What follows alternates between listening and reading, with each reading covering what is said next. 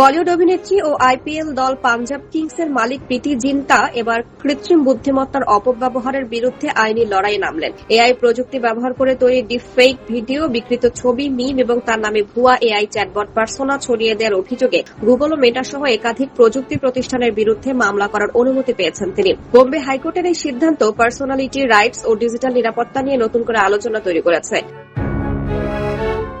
হাইকোর্টের বিচারপতি অভয় আহুজা প্রীতি জিন্টার করা বিশেষ আবেদন মঞ্জুর করেছেন এবং মামলাটি দায়ের করার অনুমতি দিয়েছেন। এর ফলে টেক দুনিয়ার শীর্ষস্থানীয় সংস্থাগুলোর বিরুদ্ধে প্রীতির আইনি লড়াইয়ের পথ এখন একেবারে পরিষ্কার। আদালতে অভিনেত্রীর পক্ষের আইনজীবী রোহন কদম জানান, বিভিন্ন অনলাইন প্ল্যাটফর্মে এআই প্রযুক্তি ব্যবহার করে প্রীতি জিন্টার পরিচয় চুরি করা হচ্ছে, তাই প্রীতি এই পদক্ষেপ করতে বাধ্য হয়েছেন। কোন ব্যক্তির নাম, কণ্ঠস্বর বা অবয়ব তার অনুমতি ছাড়া বাণিজ্যিক বা পাবলিক প্ল্যাটফর্মে ব্যবহার করা আইনত অপরাধ।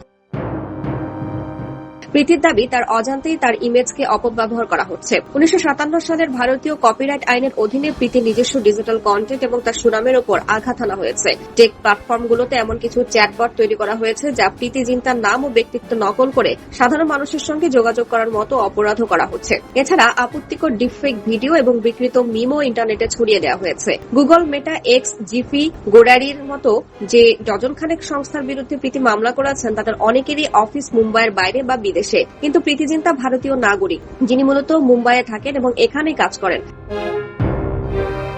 আইনজীবীর যুক্তি, যদিও অপরাধটি গোটা বিশ্বেই ঘটছে, তবুও প্রীতির মানহানি এবং সুনামের ক্ষতি মূলত মুম্বাই তথা বোম্বে হাইকোর্টের এখতিয়ারের মধ্যেই পড়ে। শুধু প্রীতি জিন্টাই প্রথম নন। বিগত 2 বছরে বোম্বে হাইকোর্ট থেকে পার্সোনালিটি রাইটস বা ব্যক্তিত্বের সুরক্ষামূলক আইনি স্বস্তি পেয়েছেন কার্তিক আরিয়ান, শত্রুঘ্ন সিনহা, শিল্পা শেট্টি, অক্ষয় কুমার, সুনীল শেট্টি, গায়ক অরিজিৎ সিং এর মতো ব্যক্তিত্বরা। এআই প্রযুক্তির অপব্যবহারের যুগে সেলিব্রিটিদের ডিজিটাল আইডেন্টিটি সুরক্ষিত রাখতে প্রীতির এই মামলাটি একটি বড় নজির হতে চলেছে।